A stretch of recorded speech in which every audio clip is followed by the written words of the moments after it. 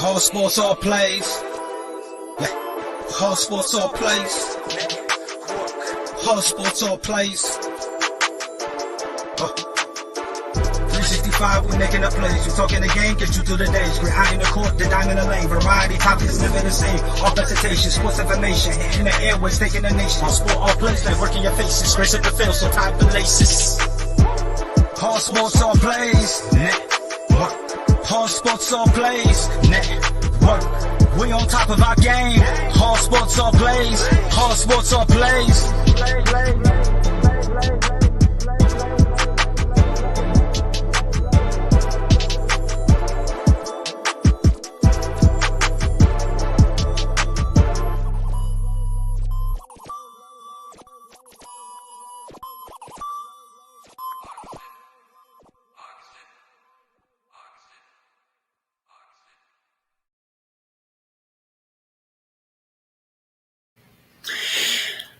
Hello, everyone. Welcome back. Well, actually, I say welcome back because I'm used to it, but welcome to the first new episode of the show Back in the Day. It's going to be a short show every Wednesday and every Saturday on YouTube side only.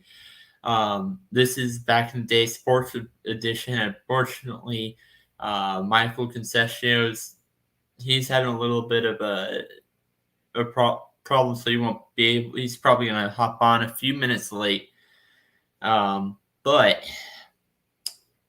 going straight into the topics, again, this is a full-out history show, and I want to dig right back, very deep, to something that happened in 1916.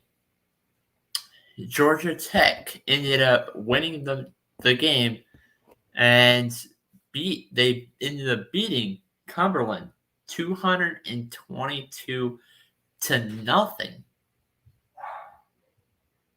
222-0. And I did look up a lot of things, some weird facts about it, the original story, but it really started not in football. The story really did not start in football. It started more in baseball. Now, earlier in the season, Cumberland in college baseball won, beating Georgia Tech 22-0. For a baseball game, that's a big blowout. The football, that's something that you could see every now and then. The Bulldogs, baseball and football manager George Allen, he assembled a bunch of minor league players to play for him for the Cumberland baseball team. George Allen, who is he's a football and baseball manager for the team. Well, John Heisman, he was a big. Obviously, that's where the Heisman Trophy comes from. Was this guy? He set a lot of records that a lot of things were invented about the modern day version of football was set by this man. For example, the forward pass, the scoreboard,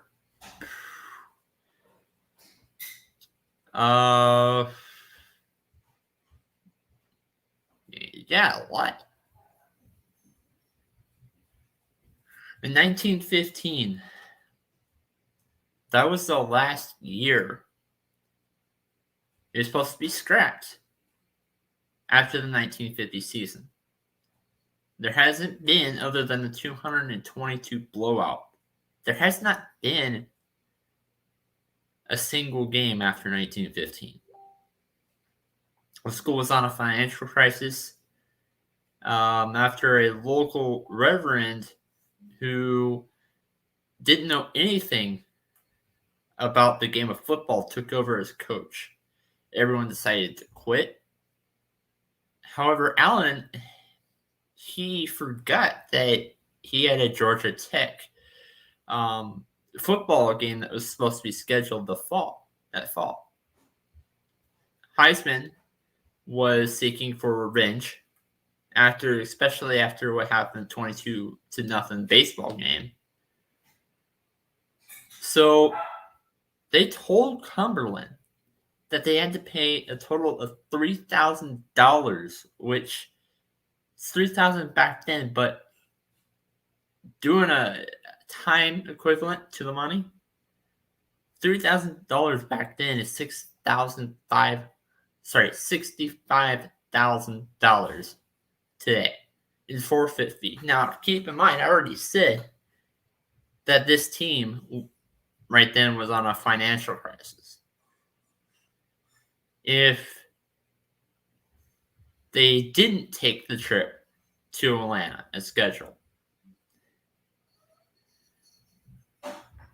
he even offered Cumberland, which this is not the same Cumberland as Maryland. This is not a Cumberland, Maryland football team. Completely different team here.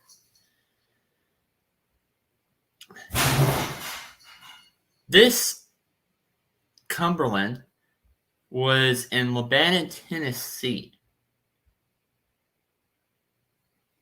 They were offered $500 of their time money if they fall through.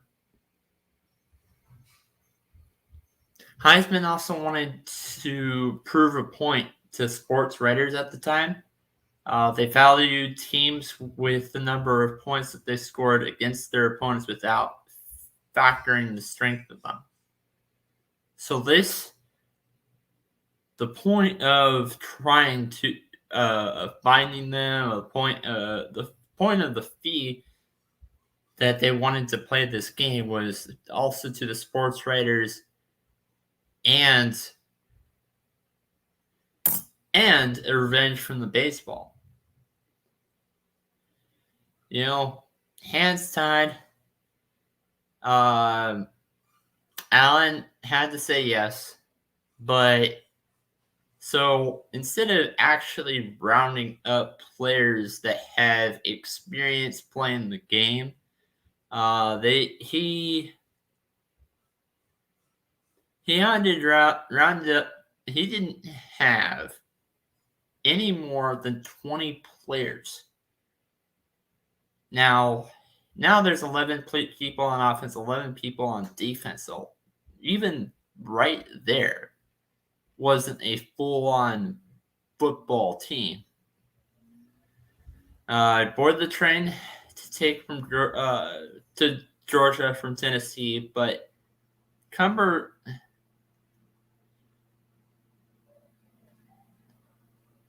this train stopped. When the train stopped in Nashville, Allen attempted to coax a few Vanderbilt players to help him out, but all of them said no. 3 of the Cumberland players missed the train when left in Nashville, so they didn't even make it to Atlanta.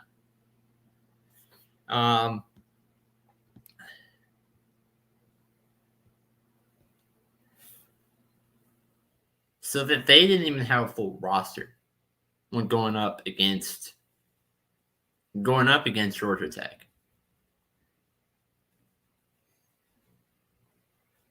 I want to tell you a couple of stats to tell you how big of a blowout this game was. And I get it. It was 222, but it gets crazier than that. For one, there was not a single passing play by Georgia Tech. There was a couple by Cumberland, which resulted in interceptions. But there was not a single passing play as oops. At number 5, Wichita Hold on real quick. There were 15 turnovers by Cumberland in just 45 plays of scrimmage. 1/3 of all Cumber plays ended a turnover, which includes 9 fumbles and 6 interceptions thrown by Cumberland. 4 of them were by quarterback Leon McDonald, and 2 by quarterback George Murphy. 7 of those 15 turnovers were pick sixes.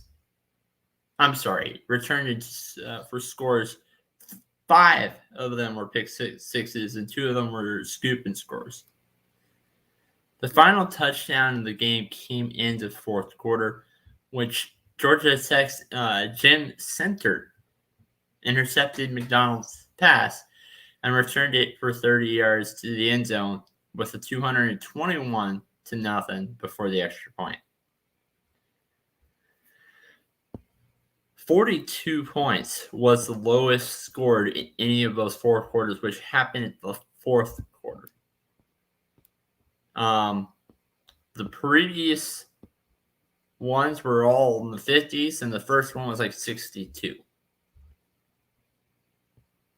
By the way, there's only one ever since I started following college football, there has been only one team that has scored 42 points in a quarter. That was BYU against UConn 2 years ago. That happened in the second quarter. Now, I get it. There's a lot of teams out there, so I could have missed something in the past 2. But the point is 42 points. I have only seen it once. How that was the lowest scoring quarter in that game. There were 0 passing plays by Georgia Tech, who ended up blowing it all out. Everything was on the run. Whether it was kick returned in for a touchdown, interception, whatever. There were no passing plays by Georgia Tech, period.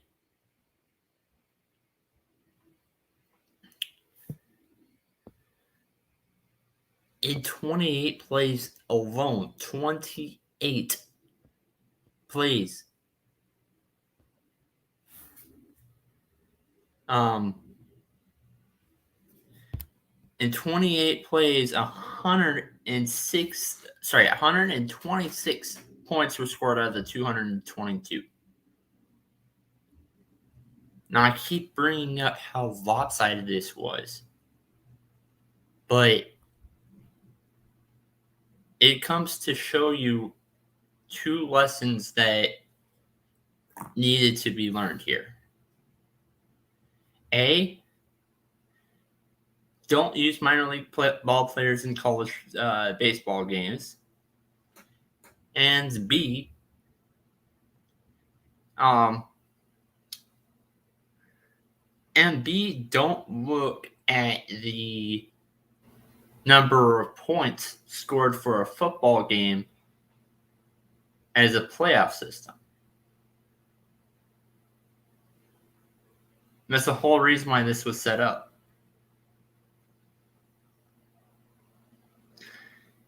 Do I think what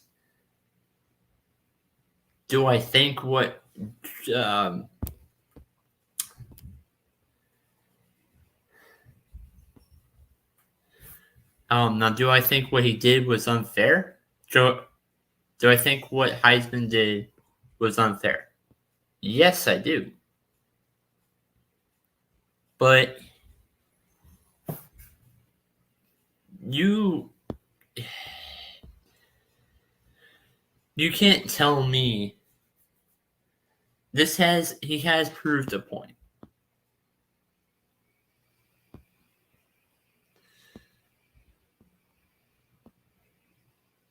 I say Joe, but John Heisman.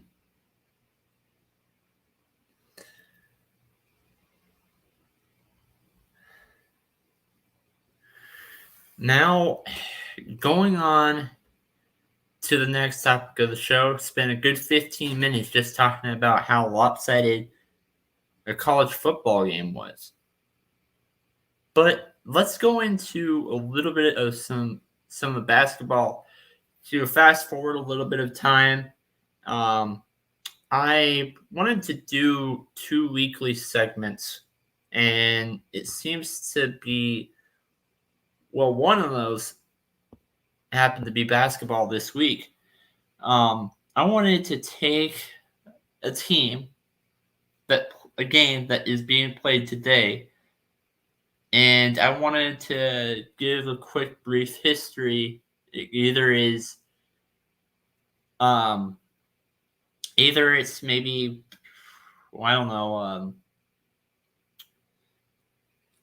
a decade that happened between these two teams, or I wanted to give maybe the brief history between these teams when facing against each other.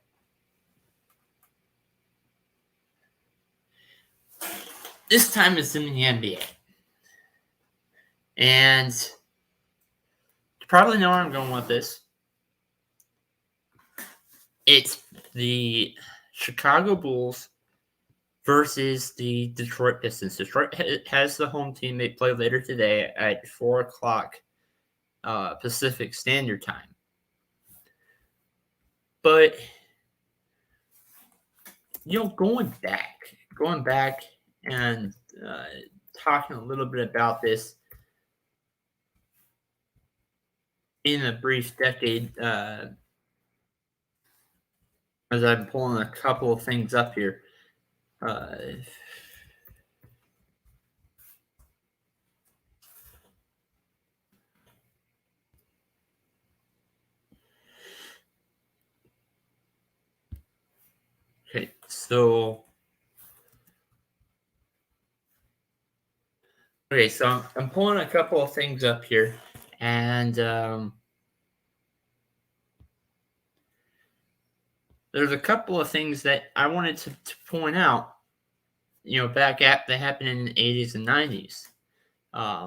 This was probably the Detroit Pistons were probably the best team to give the Chicago Bulls a run from their money. They did go 6 straight,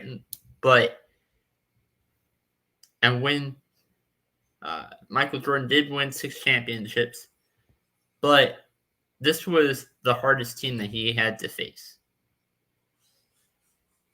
Just go back in 1985. Michael Jordan, the rivalry between the Bulls and the Pistons was started as a Cold War. There's a rumor that Isaiah Thomas helped orchestrate a freeze-out of Michael Jordan. The accusation he denies, but in 1985, the All-Star Game, the Hoosier Dome in Indianapolis. That game was on February 10th of 85. Jordan, who averaged about 28 points, 6 rebounds, and 5.9 assists, he was a rookie, scored a murder of 7 points, and there was the only Eastern Conference starter to take fewer than 10 shots as those 28 points happened. Thomas, meanwhile, scored 22 on 14 attempts and received multiple assists from Jordan. For his part, Thomas had consistently said he never intentionally kept the ball from Jordan.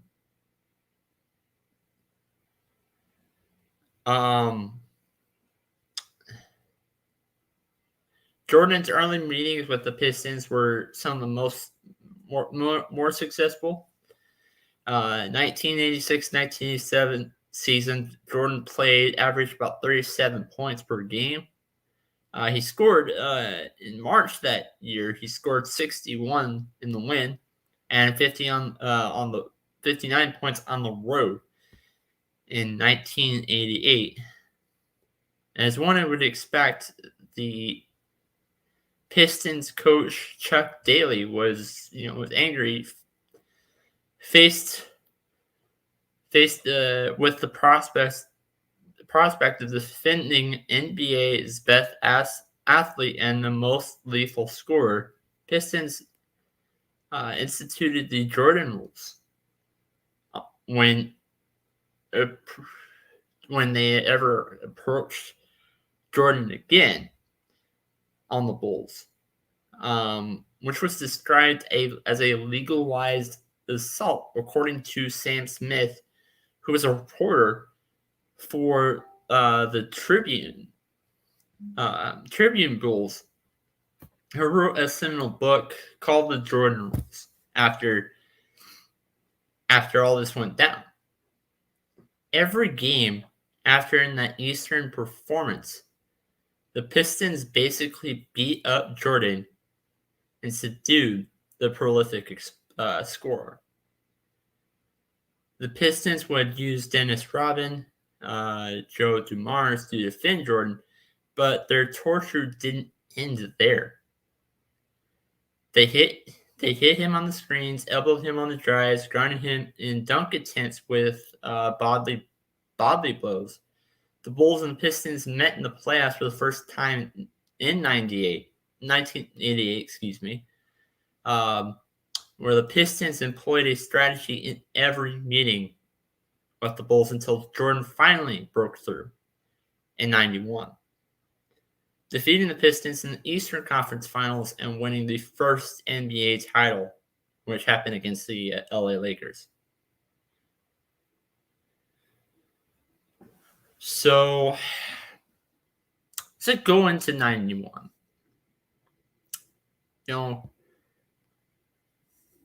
How did that go down?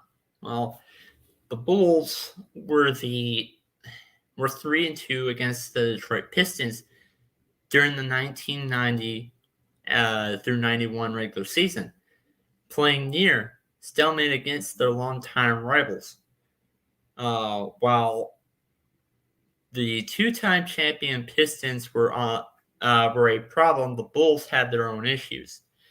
Jordan had not abandoned his desire to defeat the Pistons alone, putting together a string of high-scoring games against them, as Smith chronicled the Jordan rules.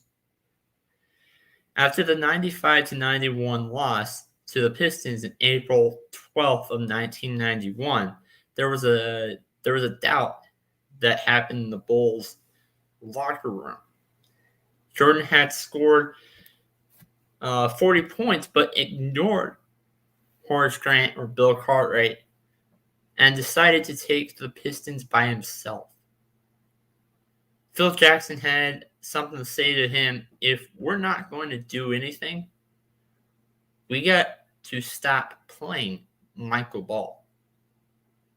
Horace Grant set up the loss, according to Smith. The tension would extend to the playoffs. The Bulls met the Pistons in the Eastern Conference Finals for a third straight year. You have to give my supporting cast, Michael Jordan said to a less than stellar Game 1. The series changed. The Bulls coach Phil Jackson told Jordan to pass out double and triple teams and installed on Scottie Pippen as point guard. You can tell MJ has more confidence than anyone, Pippen said as the Bulls held a 3-0 lead. The Bulls will go on a dispatch with the Pistons in a 4-0 sweep. They swept them, which had to probably make the Pistons mad after that. The team was built around Jordan, Pippen, Grant, that would complete their first title run with the Lakers, as I explained a little bit earlier. Magic Johnson had his last finals appearance. So When the run of the bad boy Pistons was over, they did not walk away quietly. The team was known for physical play, childish antics, made one last bold move in the final moments of relevancy. The trouble started when Rodman leveled Pittman with a hard foul that launched him in the stands, opened a gash in his chin that required 6 stitches. Pippen did not retaliate because he could not remember where he was. According to Smith, according to the book, The Jordan Rules,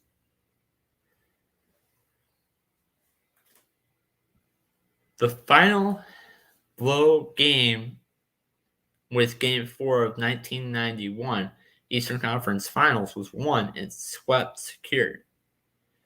With 7.9 seconds left on the clock and Daly objecting, several Pistons players walked off the court and headed to the locker room.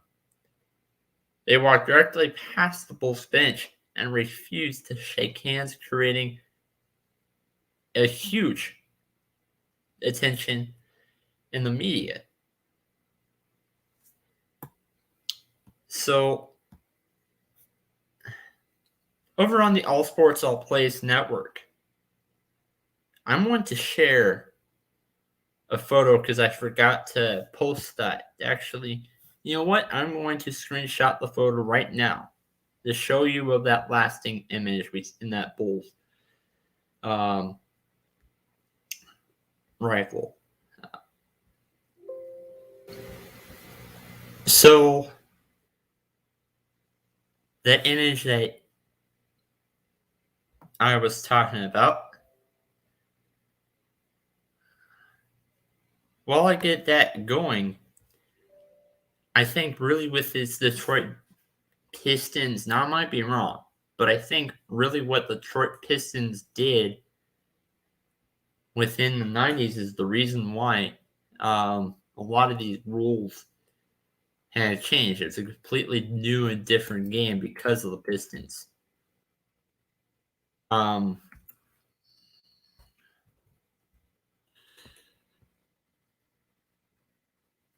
Okay, so I'm actually about to pull that up now.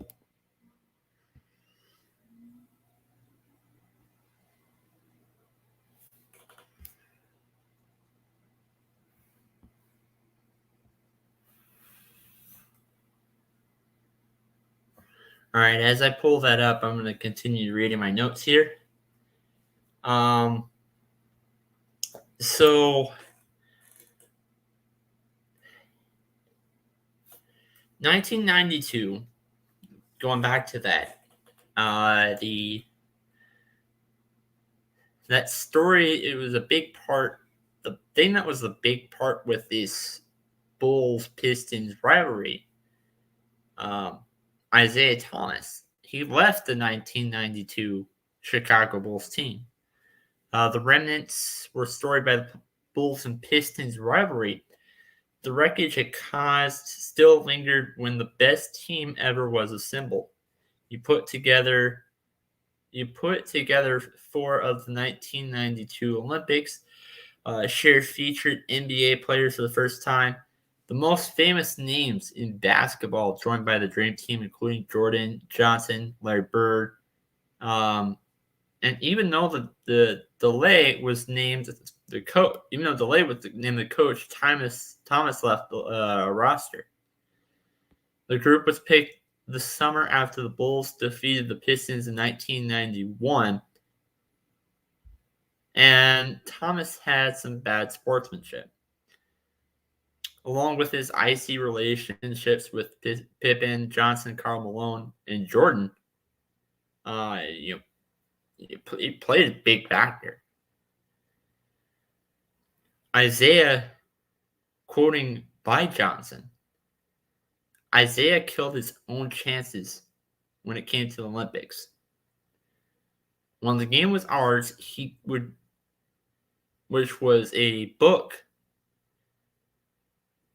that was co-wrote with Larry Bird and Hall of Fame basketball writer Jackie McMullen. There's a book out by those two people called The Game Was Ours. Or actually, it was really 3.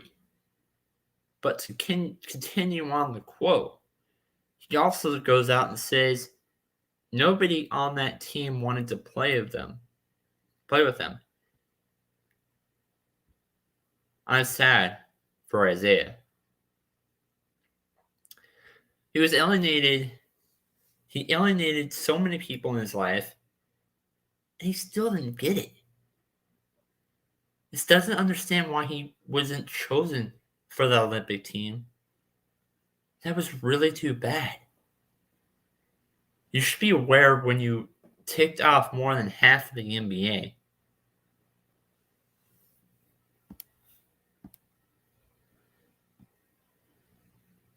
Just to read you a little bit of what happened with this Isaiah Thomas, little bit more to that.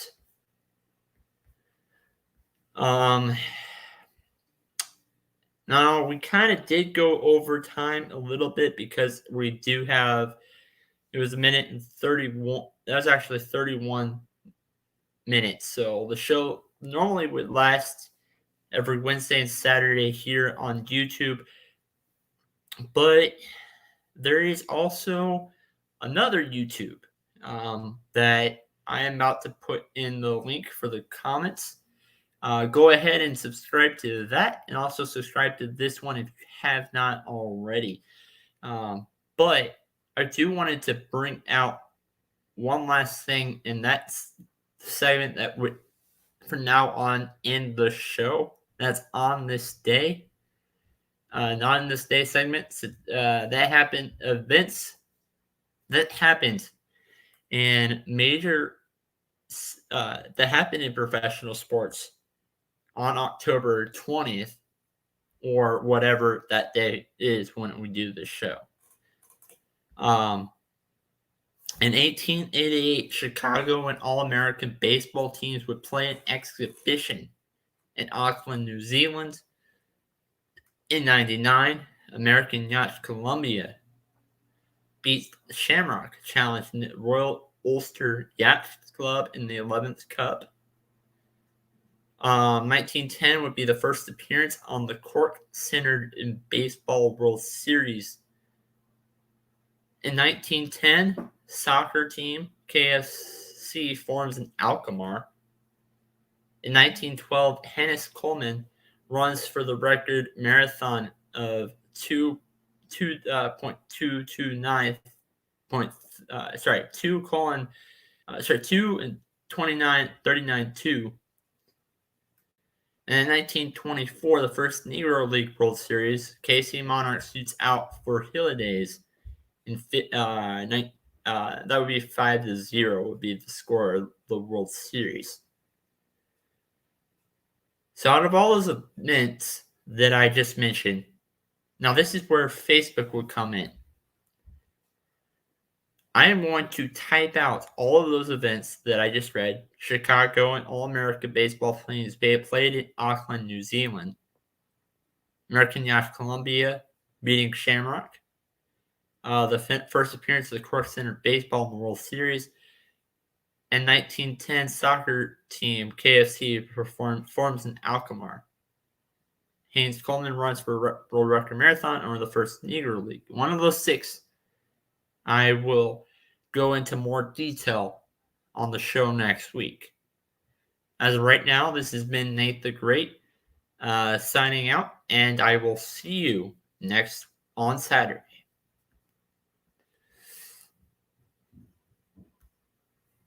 As I click the wrong button.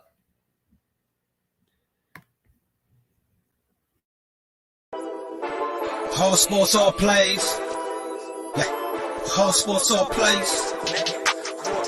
Whole sports all plays. 365, we making a plays. We talking the game, get you through the days. Great eye in the court, the dime in the lane. Variety topics, living the same. All presentation, sports information. Hitting the airways, taking the nation. All sport, all plays, like working your faces. Grace at the field, so tie the laces. All sports, all plays. Network. All sports, all plays. Network. We on top of our game. All sports, all plays. All sports, all plays.